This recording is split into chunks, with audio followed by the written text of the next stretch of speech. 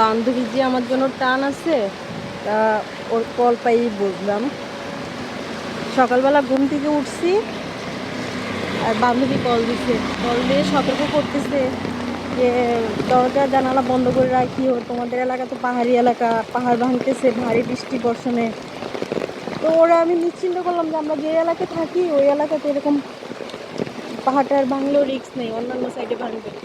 তা আমি আসছিলাম একটু দোকানে, এই যে পাহাড় ভাঙছে যে দেখাইতেছি, ওই যে হলুদ হলুদ দেখা যাচ্ছে না, দিক থেকে পাহাড় গড়লে পড়ছে।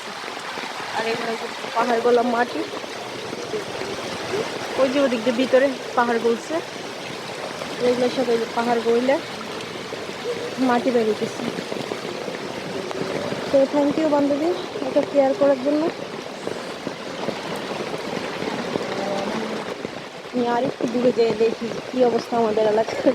কালকে রাতেও না আমি বাইরে ছিলাম, কালকে রাতে বাসায় আমার ভালো লাগতেছিল না, মানে বাসা থেকে বের হই না, সারাক্ষণ শুয়ে বসে থাকি। তো রাতের বেলা একটু বৃষ্টি কম ছিল তো বাইরে গেছিলাম হাঁটতে। তো আমাদের দোকানের কাস্টমাররা বলতেছে ম্যাডাম আসছে এলাকা পরিদর্শন করতে।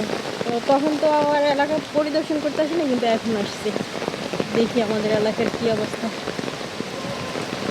পাহাড়ের দিক দিয়ে ভাঙছে, অন্যান্য সাইড দিয়েও ভাঙবে, আমাদের এই সাইডে একটু ভালো তো ভাঙে না, কম ভাঙে।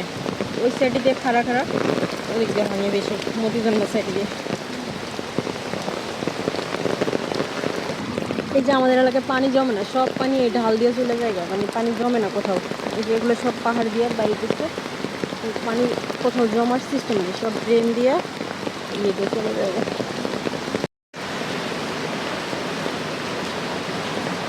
এদিক দিয়ে সব পানি ড্রেনে চলে যাবে।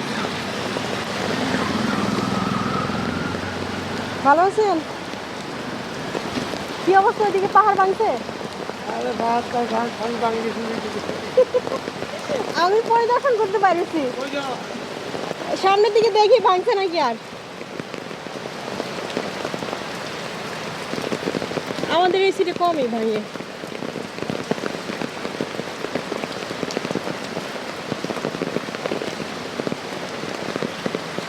এদিকের পানিগুলো স্বচ্ছ, এগুলোর পানি পাহাড় চুয়ে বাইরে হয়ে যায়, একদম ফিল্টার হয়ে বাইরে পানি। আমি অলরেডি ভিজে যেতেছি।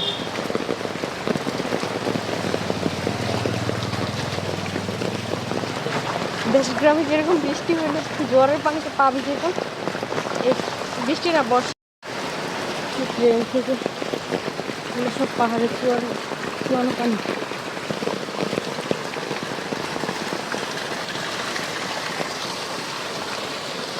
দেখো বান্ধবী, আমাদের এদিকে আর কোথাও ভাঙে নেই, জাস্ট একটু দোকানের সামনে দিয়ে ভাঙছে।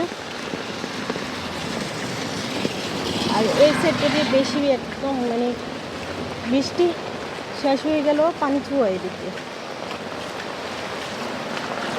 আমি ভিজে গেছি।